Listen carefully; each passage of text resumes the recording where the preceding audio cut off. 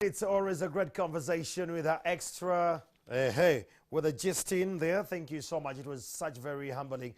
Now, today we want to talk about there is a shift in public service. If you've noticed, the way people are working, the way the public service is giving service to Ugandans after recent past, in the recent past, there is a lot of shift.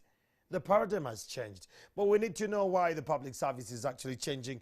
Now, to make us understand this, we have the Minister of Public Service, Honorable Wilson Muruuli Mukasa. Good morning, Honorable. Good morning. Happy New Year again. Same to you. Happy New Year. The last time we were here, I think you're putting some of these things to context just to them to get up and running. But it's a new year, and I'm strongly believing that things have changed.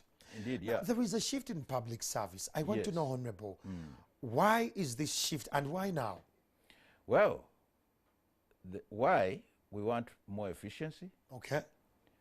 We want better responsiveness and a better service, really, to the public, which fulfills their aspirations, but above all, really, pushes this country to the third development plan goal of the having, NDP3. yes, the NDP3, of having a country that is in the middle income status, balanced, developed, running, industrialized, no longer the subsistence type of economy, but a real industrialized economy. Looking at the first, I love it when you tap into the NDP3. Now, going back into the NDP2, have we been in position to look at a couple of issues that raised from the last development framework strategy? And have we learned that when we get to the third one, we're in position to become more cognizant and intentional in approach? Yes, exactly. I think we have. And this is, first of all, there has been an evaluation of our performance, our successes and failures of in the NDP2 plan. Okay. Now the NDP3 is just building upon the foundation of the NDP2. Now NDP3, especially in terms of the public service, has emphasized transformation. Transformation, particularly of the public service. And that is building on the foundation that was started in NDP2. So we have been able to identify where, for instance, we fell short, where the gaps were, and now come up with a strategy of what we need to do to ensure that we actually achieve the full transformation agenda.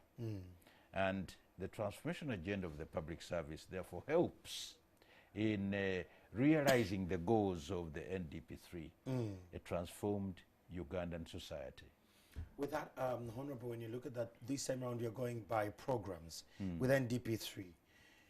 Will this help us achieve as a country the bigger visions we want to achieve on a whole? Yes, I think so. I think so. First of all, we now have been able to identify the programs. We've been able now to see what is required holistically. You're looking at the end result now. Yes, the end result, not just piecemeal. And then once we realize that this is what we need to do, because we have worked out a plan, we have now worked out a framework, then definitely now we look at the human resource and other resources that are required, and together we move. So I think NDP3 has fundamentally guided our activities and our approaches and the methods of work. I love that. When you say that, can you take us through some of the lessons you've learned in the previous strategy before we head forward in the new strategy? Yes. First of all, we have been able to realize, particularly in the public service, that there were weaknesses, there were gaps. In terms, for instance, of at the institutional level, you have weaknesses at at individual level, Yes. there are weaknesses in terms of competence and what to do.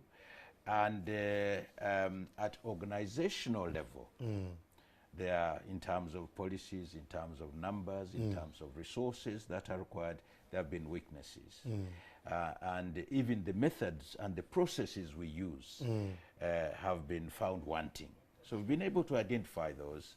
Now, in the NDP3, it becomes an imperative that all these gaps must be plugged, and that we must move as a group, and that nobody should be left behind, right from the top To the ground, to bottom the of the ground. pyramid. Because all of us, whatever things we do, however small, add up Yes. into The bigger picture. the bigger picture. And all of us, when we move and we do what we are supposed to do, we do our bit, then eventually it will be able to push us to the other bigger goal. Okay. Yes, of a transformed Ugandan society. I love that. So what are some of the concerns you have the sector from achieving the level of transforming the public sector would be like? The concerns are there. For instance, we have had concerns like accountability. Public service. Yes, it's not been quite up to the mark. Yes. Tendencies of corruption, for instance. These days, there is, a common saying that maybe you are not talking As a public servant. as a public servant, Yeah. or you don't Let me bring know- it in Luganda. Yes. The way they say it when we go to those hospitals, they Yes. say you get all limit reintegrate. Tambula ng'Omuganda, something Then like that. on the ground, Honorable, the other day I was on Kafumbe Mukasa Road, and the youth were complaining that the military and those who do patrols in the night, when they're in the market, they ask for ndagamuntu. So when you bring your national ID, they break it in two pieces, they'll fold it until you bring money. So they say you're ndagamuntu at night. So if a police officer or an army guy finds you in the night, they say, where is your national ID? The national ID should come from the wallet. You should not bring out the NIRA card. You understand? The NIRA card won't work No, in it the won't night. work, and in fact, will bring you more problems. Very much so. because So if those it's broken- tendencies. Yeah, so those tendencies have been there. Then at individual level, you really get low levels of competence. Yes. Somebody doesn't care. The attitude or of the people in your attitude, ministry, yes, oh it's, God. terrible. Then training sometimes is inadequate. Yeah. Or if it is inadequate, if it is adequate, then it is really outdated. It's not with the times. No, not with the I times. agree. Yes, somebody is living in the 80s. Yes. Not actually in the 20th In the 21st century. And then the strategies sometimes are also a little bit outdated. Backward. There's a shortage, really, in manpower at times, yes. Announce these jobs, Honorable. I come from a block that is unemployed Yes. in very many areas. Please announce these I jobs. would love to. But what holds me back is the pay, The the resources. resources. Yes, I would love to. I want 100%. But now, I think in the service, on the average, I think we're about 50%. Yes, 50. There are other sectors where it's a little bit lower, especially in the local governments, 35%. A few other sectors, it's gone up to 65, slightly 70 in the universities. But you can see all these disparities. The disparities, yes. So all these are the gaps. And then poor recruitment at times. Yes, somebody who should be the competent person to Is take never that given a is never job. given the job. Honorable. Some other person is given the job. Yes. And therefore, the loyalty of that person is not to the job or the organization serving. It's to an but to someone individual. who enabled Them to go through. to go through. And And what- then retention. Before we go off this, Honorable, what is your ministry doing about this? Because very many youth who are very competent, who are very educated, who are skillful, have lost opportunities because of I know so and so. Taking Konohu. Yes, so some people get into positions in public service because of taking Konohu. What approach have you come up with that is going to defend and protect the sanctity we of that? come up with this capacity building plan. Yeah. Capacity building, the capacity building plan and the capacity building framework. So that you keep people in check. We keep people in check. We know where our gaps are. We know all the needs that we must have. And therefore, this now acts like a Bible, a guideline for everyone to follow. Now, therefore, once it is adopted across the entire service, it will no longer now be possible for you to say, yes, I know technically this person, therefore I must go through. No, because it will be on merit. Yes, whatever you do has to be off the checklist. Yeah. That, okay, you want to recruit someone, an engineer or something, okay, let it be open. Let all the engineers who have the competence come. There is even a thought on the ground here that at times some jobs are advertised when they're already given away. Well, you've heard of that, I've heard of it. Yes, I've heard of it. That they're just following the formality that PPDA and they don't come after them. You know, and to avoid the IGG. Yes, that's the thing. That's the thing. So that you will advertise a job in the papers. Yes. But someone will say, so the confidence in the structures of recruitment. So now we are moving away from this.